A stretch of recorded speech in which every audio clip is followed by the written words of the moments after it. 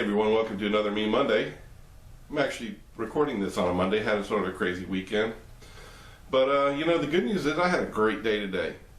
Been working on a project for almost a year now, and it had hit a snag, and as of today though, I solved a major issue with the problem and leapt forward light years, almost to the point where it's ready to go into execution. So really happy about that. Put me in a good mood for a Monday, and yeah. So let me ask you this: do you remember your parents back in the 60s and 70s drinking Mateus Wine? Now the bottle looked more like this for them. Now Mateus comes in a clear bottle, but it has the same classic shape. Now, from what I'm reading, Mateus, good meaning the snobs look down on it. But you know what? I saw it and it reminded me of my parents, and so I thought I'd give it a shot and form my own opinion, because that's what free thinking people do. So that's what we're doing tonight. Now, I did go to their website to check out some things, and actually, you would think the company is Mateus, but it's not. It's actually a company called So Grape out of Portugal. Now, Mateus is a Portuguese wine. Of course, it's a rosé or a blush, and it's also frizzante, which means it is, if you have a spectrum of bubbliness or sparkling, on the lower end is frizzante, and on the higher end is spumante. So it's a very low level sparkling rosé, which means it's a red wine that has the grapes peeled before they're squeezed and fermented. So it's a rosé, and we are hoping it's going to be better than the snobs think it is. So we're going to try it out here. So Mateus wine started to be grown and fermented back in 1942 in Portugal, and began actually selling after World War II. And the wine was specifically designed to be marketed to the North American and European markets, and saw really rapid growth in the 1950s and 60s, which our parents were young, growing up, probably not very affluent, you know, generally. Especially a lot of my my high school friends, those of y'all who are still my friends to this day, remember our parents, you know, back then did not make a lot of money, so it was a fairly inexpensive wine. Became very popular. Also became very popular because of the shape of the bottle for making melted candle sort of pieces out of. So you put the candles in and melt them all over the outside of the bottle because of the unique shape. It was pretty. So anyway.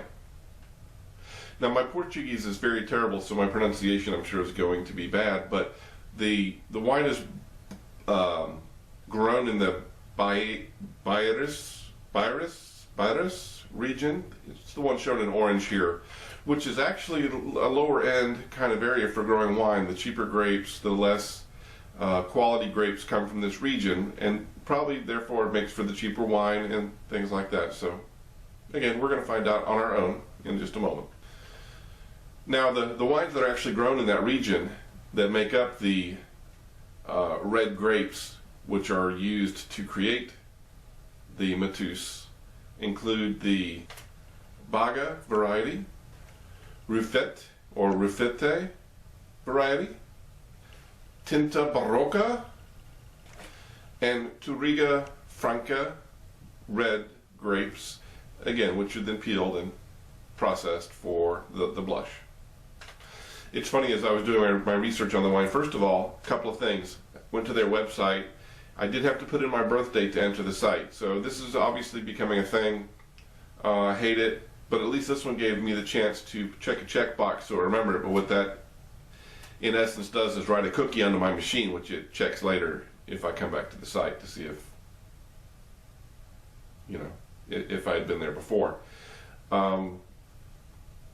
So as I was on the website, you know, beyond having to put my birth date in, I did really enjoy the words they were using on the site itself to describe their products, because to me, it felt like they were speaking to a normal person rather than a snob. So let me actually read some of the terms they used that made me feel comfortable. So, for example, just the opening paragraph: Mateus Rosé Original is a light, fresh, young, and slightly sparkling wine. Its quality, extreme versatility, and consistent style make it the ideal wine to accompany life's fine moments. I get it. To me, that is speaking plainly and plain speech. So, website, good to go. But also, as I was doing some research, I ran across some interesting facts that I thought I would share. The first of which is the fact that this wine was one of the wines that was stockpiled in large quantities in Saddam Hussein's palace basement. Apparently he likes inexpensive wine. The song is also mentioned in Elton John's 1973 song Social Disease with the lyric, I get juiced on Mateus and just hang loose. Alright. A bottle of Mateus can be seen on the mantelpiece on the album cover of Graham Nash's album titled Wild Tales, and is positioned just behind his head. In the 1978 movie Animal House, at the home of English professor Dave Jennings, played by Donald Sutherland, who most recently has been made famous by the Hunger Games movies as... When the students go over there to partake of some grass, in the background is a bottle of Mateus that has been had candles burning in it. All right. And the original Frontier Airlines, which ran from 1950 to 1986, included Mateus Wine as part of its meal preferment to its passengers and advertised it as such. So there you go. Just some Mateus facts. And now we're going to crack this thing open and give it a try, and I'll tell you what I think about it. Now it is a screw cap. Doesn't bother me a bit. It did fizz a little bit when I opened it. I do like the bottle. I don't know if you can really see through it. The light's not very good from the back, but it looks pretty. Smells good. Sounds good. Oh, by the way, I didn't eat anything yet tonight, so I'm probably about to get lit, but you know what? Sort of celebrating my project, and it's moving forward. Oh yes, definitely got a little bit of sparkle to it.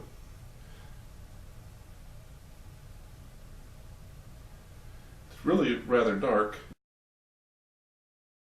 A lot of wines you look at are very clear. It's not very clear, but you know what?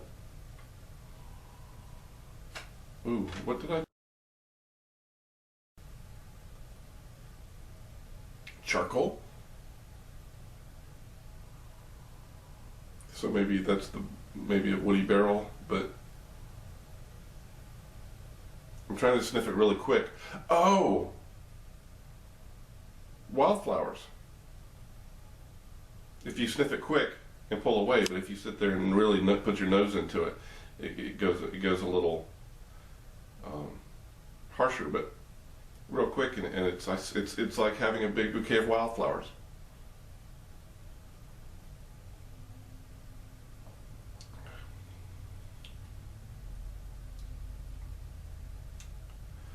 Tastes like club soda with a kind of a grapey club soda.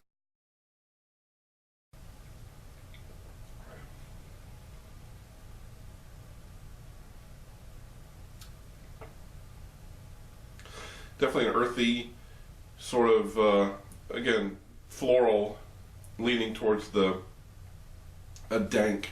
I've used the word dank before as an association for weed, but it's got sort of a dank, earthy taste to it, and I don't dislike it.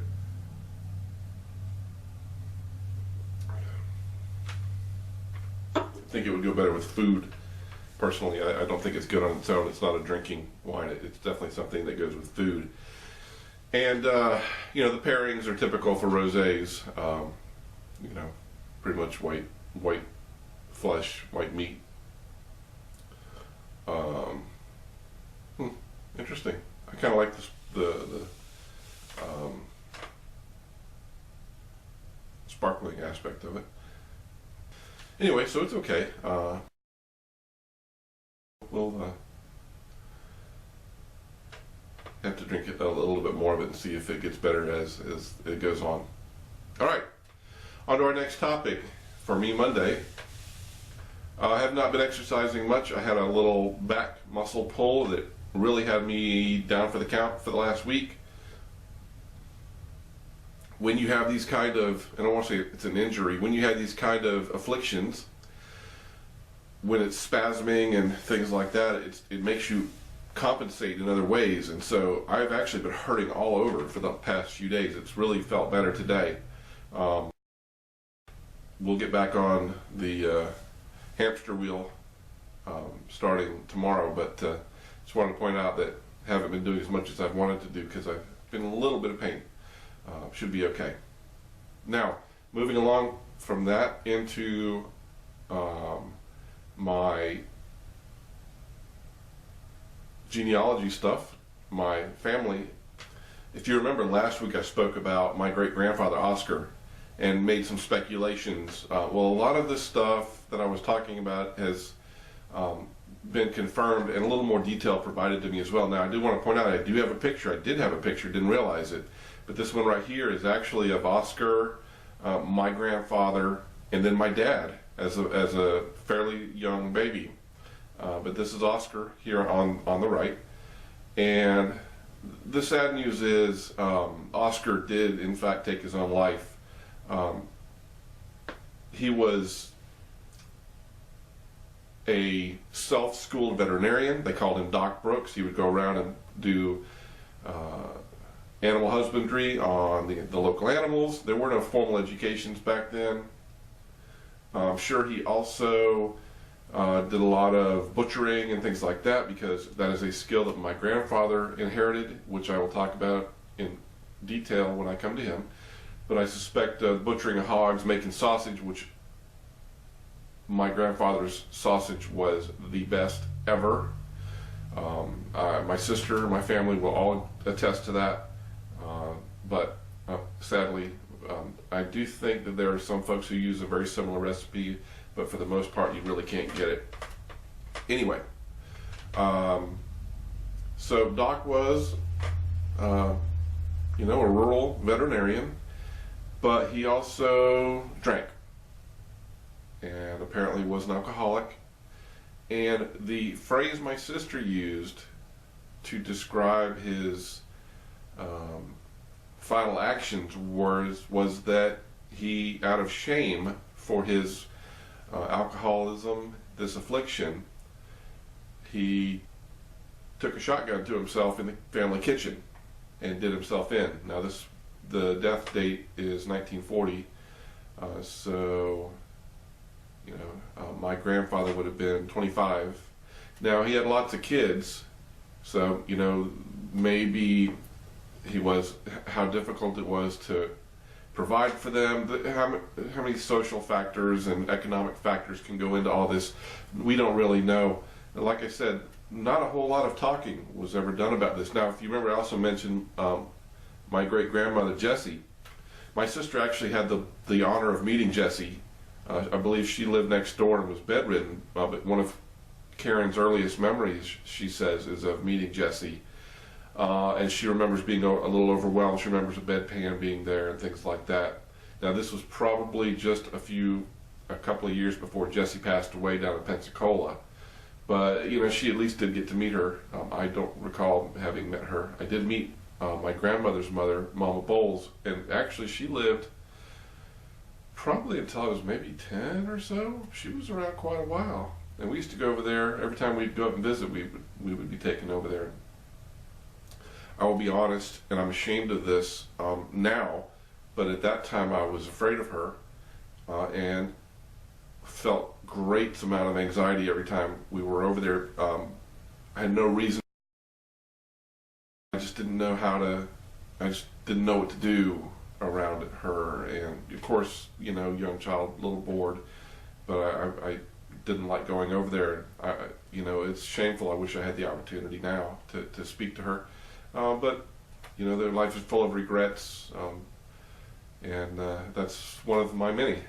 So anyway, so now there's a little bit more information about Oscar. Now I'm doing a very short generational discussion today. I just wanted to update the information on Oscar because I've spent quite a bit of time this last week collecting information on my grandfather, Lovell, who we call Papa, and we'll be covering that in next week's